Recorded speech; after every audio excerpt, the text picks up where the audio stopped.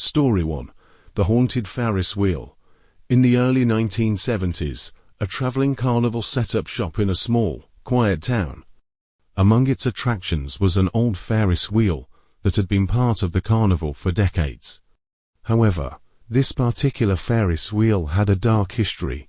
It was said that a young girl had fallen to her death from one of the cabins during a freak accident years before, and her spirit was rumored to haunt the ride.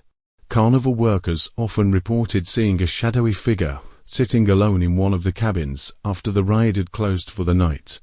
Some even heard faint laughter echoing in the empty air. One night, a group of teenagers decided to ride the Ferris wheel at closing time.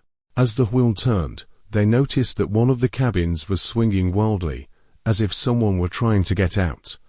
The ride operator tried to stop the ride, but the controls malfunctioned, sending the wheel into a terrifying spin. When it finally stopped, the teenagers were found unconscious, their faces twisted in terror. They claimed that the spirit of the girl had tried to pull them out of the cabin. Story 2. The Disappearing Clown.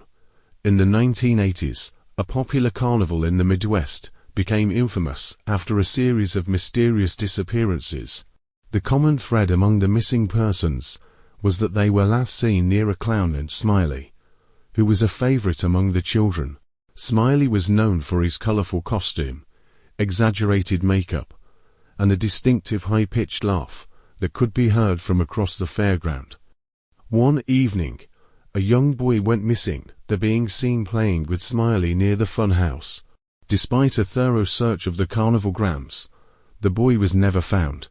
Over the next few weeks, more children vanished under similar circumstances. Witnesses reported seeing the children following the clown into dark, secluded areas of the carnival, only to never return. The authorities eventually shut down the carnival, but Smiley was never apprehended, and the children were never found.